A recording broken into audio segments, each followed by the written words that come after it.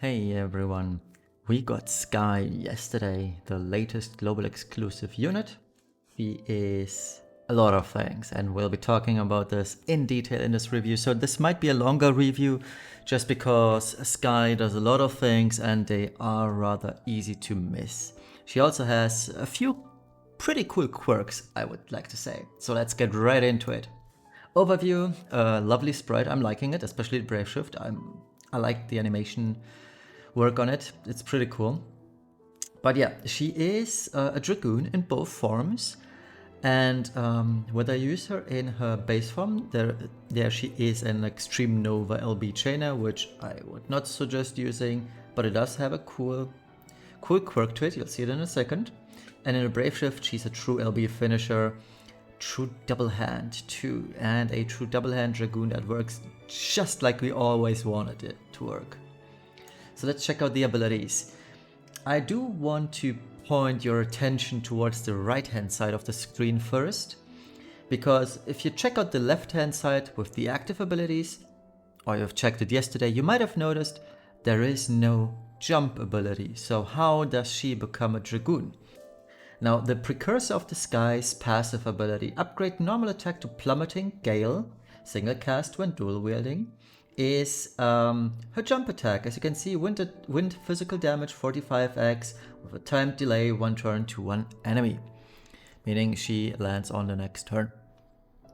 And the other cool part is it's also marked normal attacks hit twice, meaning as a true double hand Dragoon, she still hits twice, so she has the perk of those dual wielding Dragoons such as Noctis and Arden, where she actually hits twice, and that is so cool.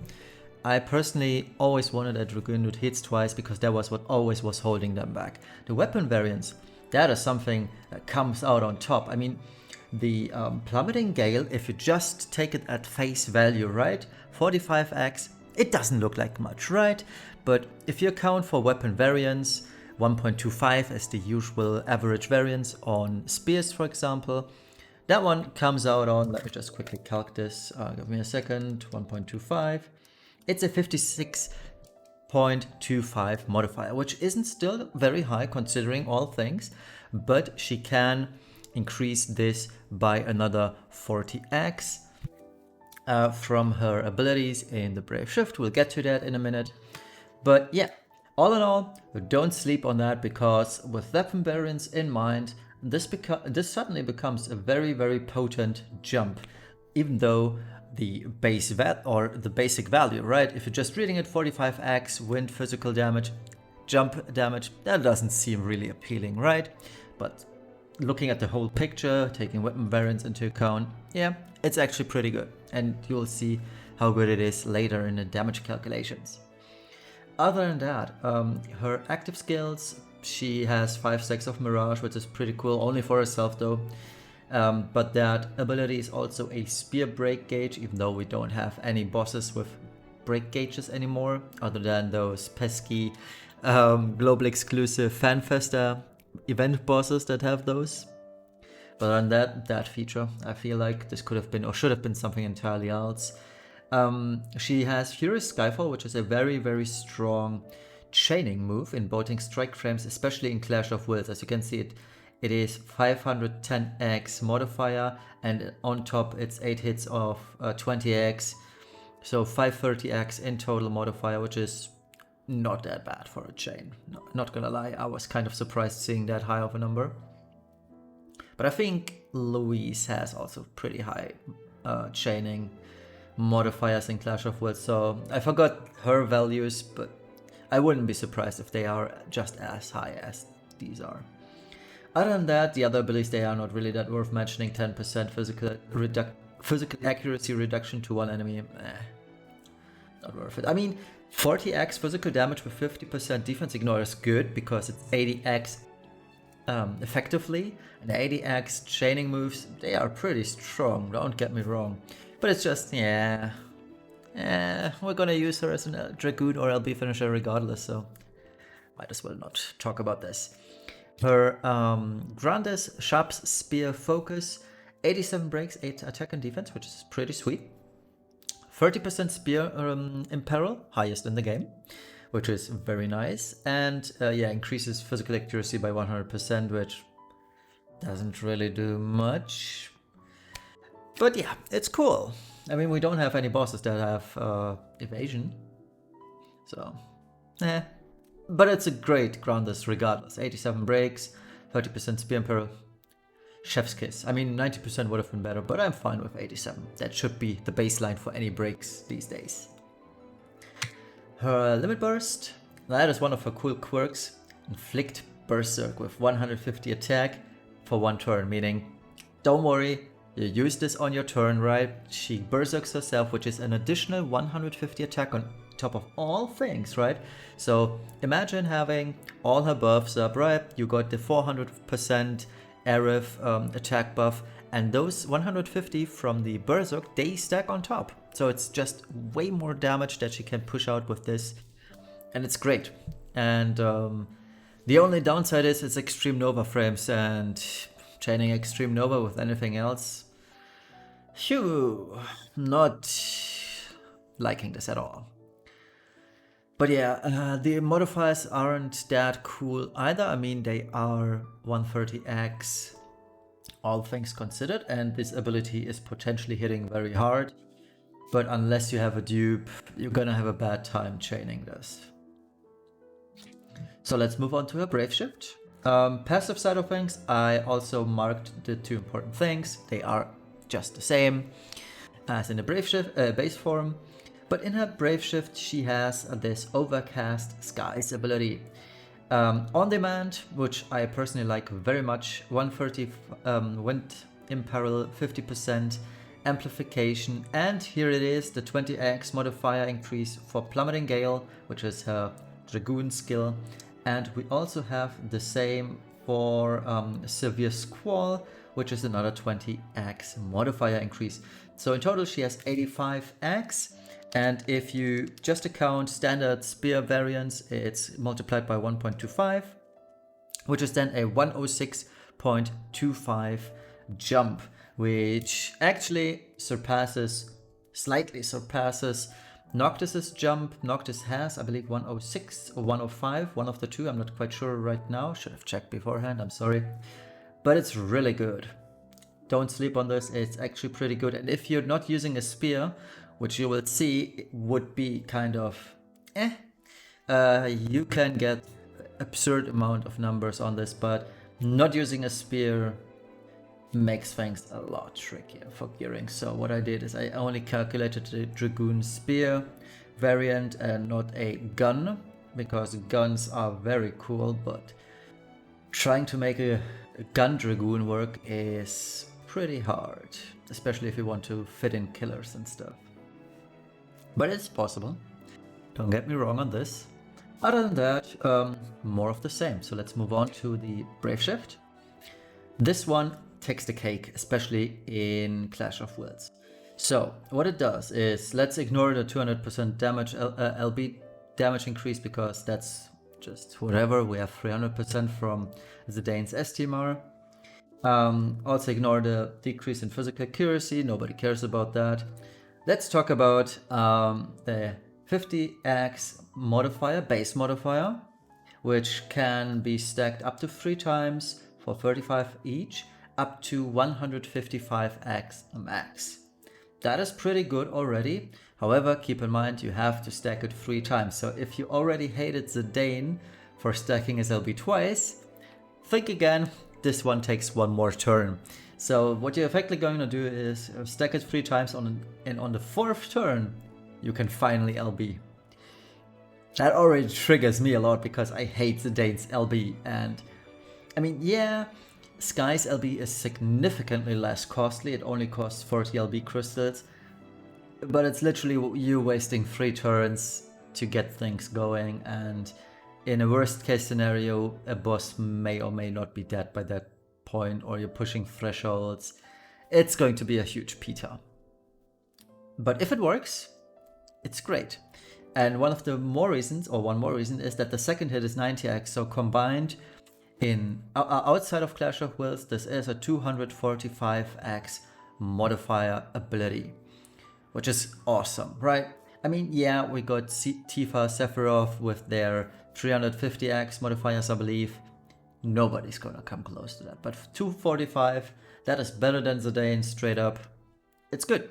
And if you're using her in Clash of Wills, you have at 200% morale a 550x maximum modifier on top of the 155, meaning 705x LB modifier. That is just crazy. And the thing I want to stress here, it states physical damage. This is flexible element, which makes things even crazier, and that also prolongs the longevity in Clash of Wills, because say the next boss is weak to Dark, just imbue her with Dark, amplify her with Dark from say Venera, you're good to go. She just claps, and that is so cool and so strong. One of her best perks, actually, I think, for Clash of Wills. For Dark Visions, I mean, yeah, she's also good for Dark Visions, but I think Dark Visions, she won't see much use because we have Tifa and Sephiroth, and they just do things differently. Although things may change if Tifa and Sephiroth can't really deal much damage because their elements are being resisted exponentially high. Skye will certainly have a place in the meta because she's flex element, just like Zidane has always a place in the meta because he also is flex element. So yeah, things are not looking that grim for Skye. She's actually a unit I think is very good. So let's check out her Trustmaster and Super Trustmaster.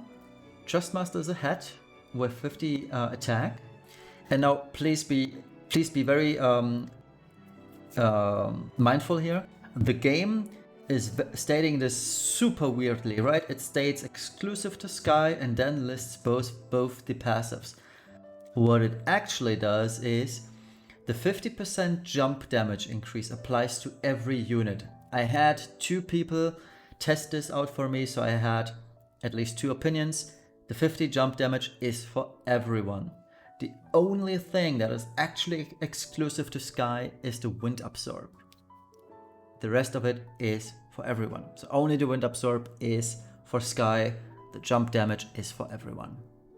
So yeah, and with that in mind, it is straight up power creep of Chocopro's Hat++, which for example Noctis and Arden have been using for the last 3 or 4 months.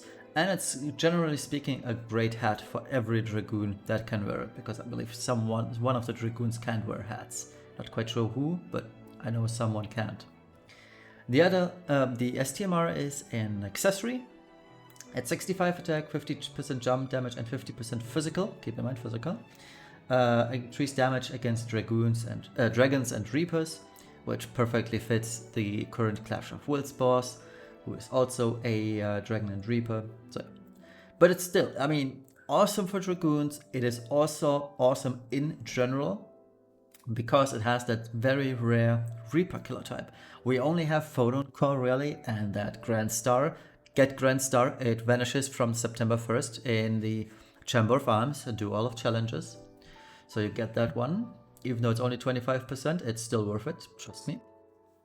And it's also a good source of Dragon Killer. We don't really have any Dragon Killer outside of I believe one at least option, which is Grand Star again. So I suggest if you have Skye or if you're off banner her sometime later, I really would suggest getting her STMR. I mean, yeah, the attack stat has been power crept by Tifa and Tifa's STMR, which is kind of meh, but now, not taking into account Tifa here, this is one of the absolute best Super Trustmasters or accessories you can get, especially for Dragoons. Every Dragoon's gonna love it. Or, I mean, think about this. We've all been using Chocopro's hat, right? You don't even need to use Skye's hat, but instead you could use her STMR on, say, Noctis, and you'd be good to go, right? So you could use, for example, a better hat, such as Red Hellebore, or if Noctis can wear it, I'm not quite sure. Just now, if it works, again, not sure, he could wear the Clash of Wills helm, which would be great. So there's other options that benefit the unit themselves if they wear Skye's STMR, which is great. More options, more gearing options is always good. The vision card of Skye is a 110 attack vision card, which is pretty good, but we've got two 125 attack vision cards, so it's hard to say it's great anymore, but considering that you need EX plus 3 Tifa and or Sephiroth, I will still call it a great card until, well, at least for another month until we get the Shire Dungeon, and I believe more people will have access to EX plus 3 Tifa and Sephiroth.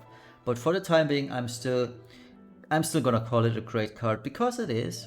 And if you're using Skye, for example, as a Dragoon, this is great. Especially due to the 100% jump damage increase.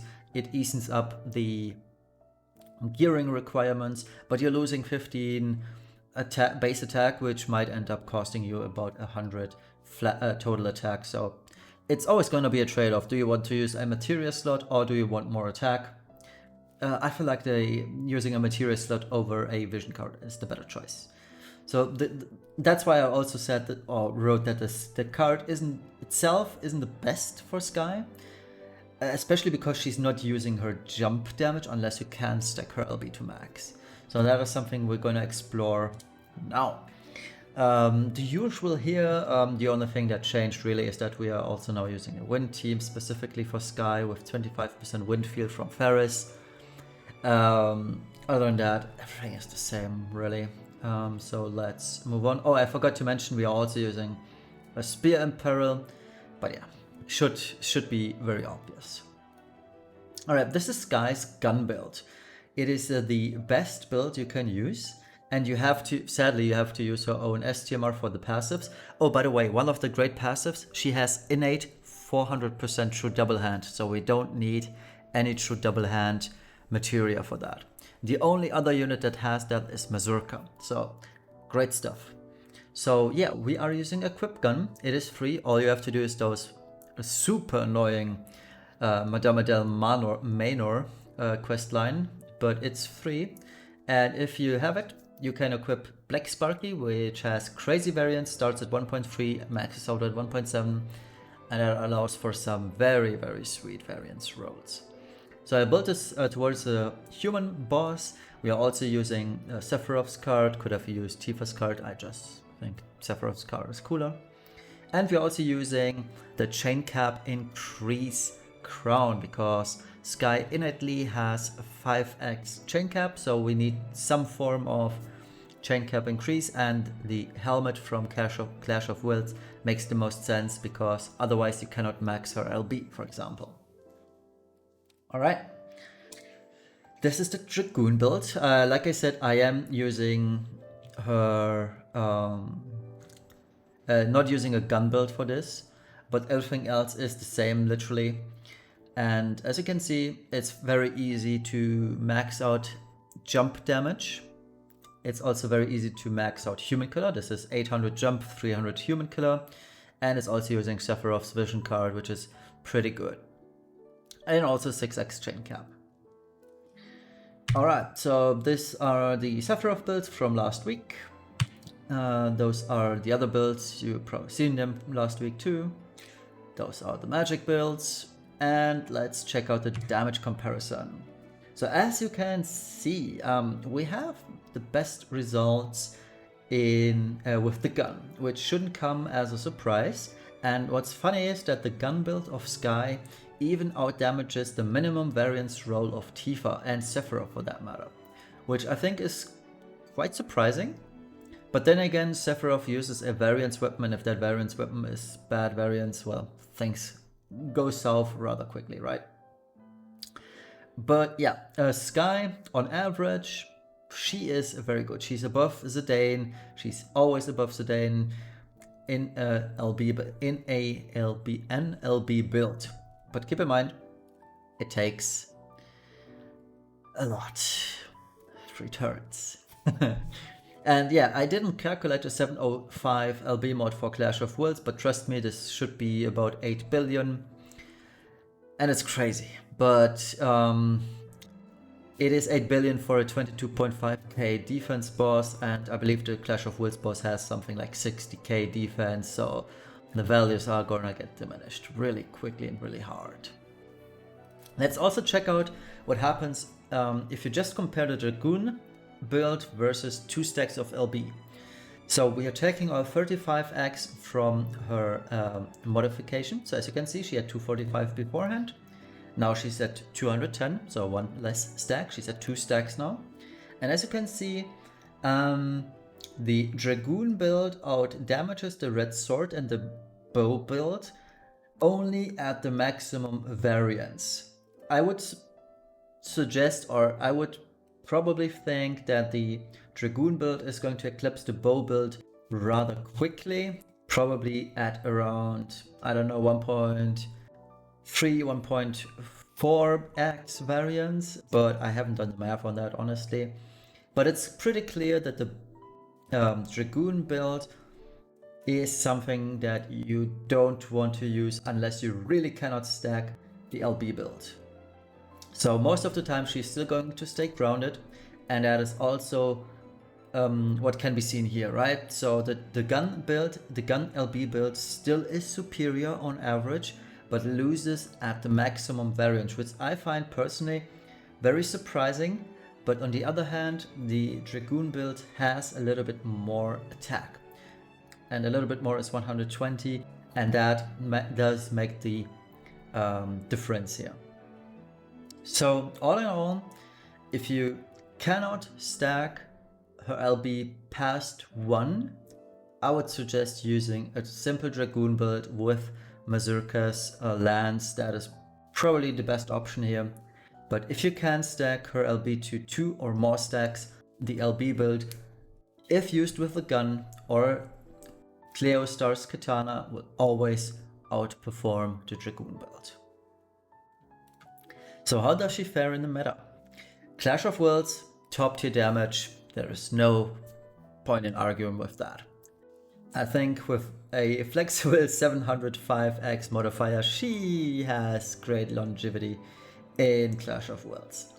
Outside of Clash of Wills, I think she's still a very good LB finisher even. I mean, Tifa and Sephiroth, they are just in their own league. So being better than Zidane, I feel like can be called very good.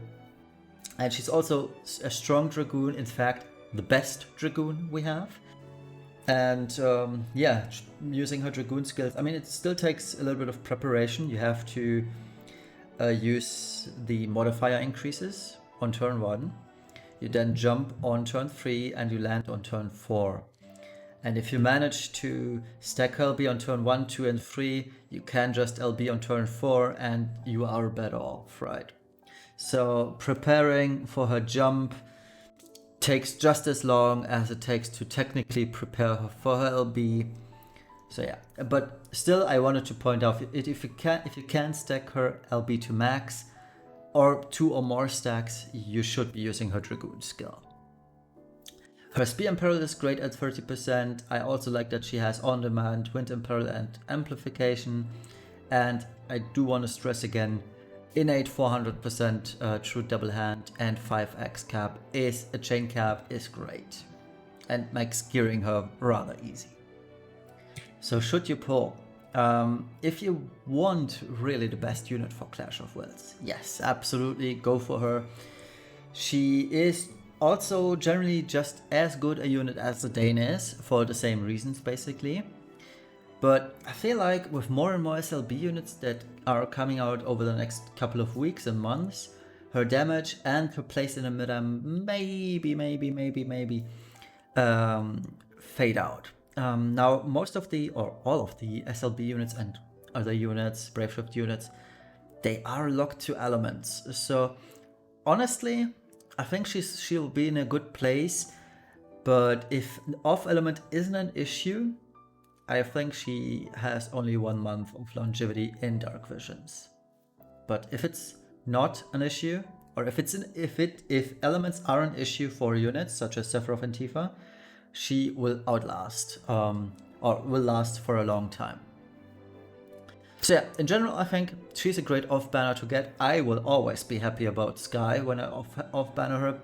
not only because of the unit itself, but also for the Trustmaster and Super Trustmaster, because I do have a good feeling about Dragoons maybe coming back in a year or two, and then those Trustmaster and Super Trustmasters, they will be very handy.